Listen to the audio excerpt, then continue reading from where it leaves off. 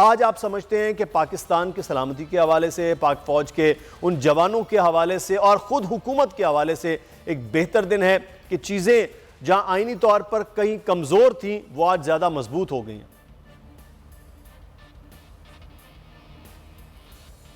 इसमें कोई शक नहीं कि आज बहुत अच्छा दिन है। देखिए, रवायतन तो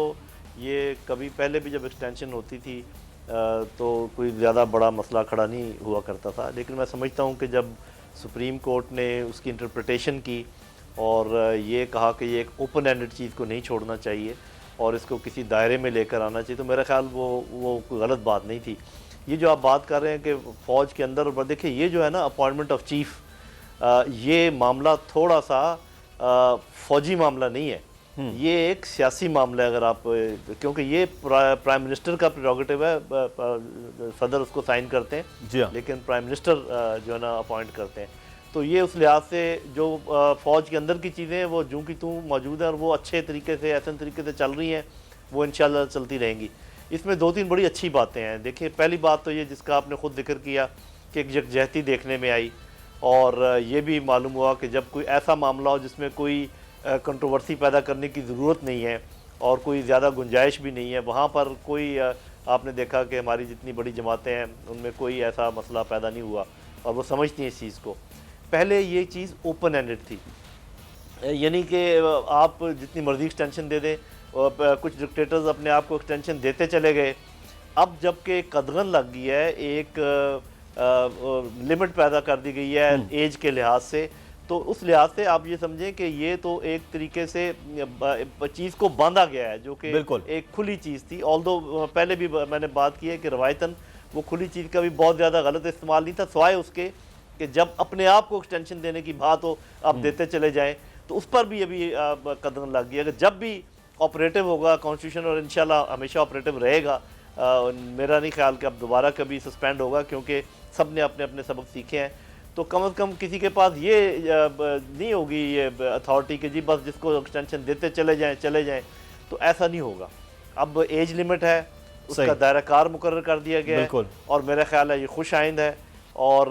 बाज़ औक़ात ऐसे वाक़यात पेश आ जाते हैं या ऐसे हालात होते हैं कि आपको एक्सटेंशन देनी पड़ती है, और वो ऐसी चीज़ें होती हैं जो आम आवाम के सामने नहीं आती, क्योंकि वो इंटेलिजेंस इदारों के थ्रू पता चलता है कि क्या होने वाला है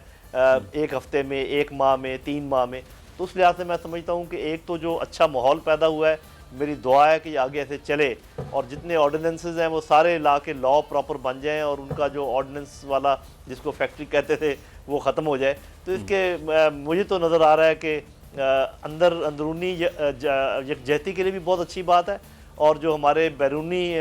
दोस्तों और दुश्मनों को जो मैसेज जाएगा उस लिहाज से भी बहुत अच्छी बात है। और जो पार्लियामान का एक रवैया हमें नज़र आ रहा था वो 2020 के आगाज़ में वो बड़ा खुश आइंद है, तो उसकी मुबारकबाद भी उज़मा कारदार साहिबा, आपकी जमात को भी, आपकी हुकूमत को भी और अपोजिशन की तमाम जमातों को भी मुबारकबाद है कि इस किस्म के जब कौमी मामलात होते हैं यकीनी तौर पर उस पर बहस भी होनी चाहिए। कमेटी में जब मामलात गए वहाँ बात भी हुई, बहस भी हुई, कुछ तरमीम के लिए चीज़ें आईं, लेकिन बहरहाल वो हिस्सा नहीं बनी और उस पर भी कंसेंसस हो गया और यूनानिमसली ये चीज़ें आगे बढ़ गईं। अब यही रवैया हुकूमत जिस तरह से अपोजिशन से बात कर रही है, अपोजिशन के तरीक़ाकार को साथ लेकर चल रही है, अगर यही तरीक़ाकार रहे तो आपके लिए पार्लिमानी निज़ाम चलाना भी ज़्यादा आसान हो जाएगा। जी मुदस्सिर, बहुत शुक्रिया। बिल्कुल आज बहुत खुशी का दिन है, बल्कि मैं तो कहूँगी कि आज जमहूरियत की जीत हुई है कि जो हमारा आईन है और जो एक पार्लिमान सुप्रीम है, जिस दायरे में जो बातें तय होनी थी वो उसी तरीके से हुई हैं। मेरे ख्याल में अपोजिशन ने भी बहुत मैच्योरिटी का सबूत दिया है, सब आपस में मिलके चले हैं, एक कायदे कानून के मुताबिक चले हैं। स्टैंडिंग कमिटीज़ में जो भी ले जाया गया मामला, फिर जो अमेंडमेंट्स आई, सब ने मिल के फिर इकट्ठा मुश्तरका तौर पे, क्योंकि आपको पता है कि ये सर्विसेज एक्ट जो है ये हमारी नेशनल सॉवरेनिटी के लिए एक बहुत इम्पॉर्टेंट हमारा ये पीस ऑफ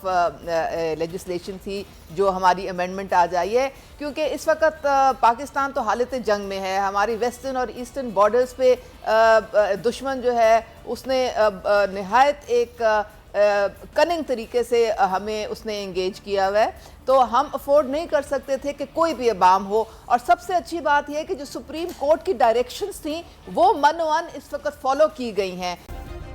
सब्सक्राइब करें और बेल दबाएं ताकि कोई खबर रह न जाए।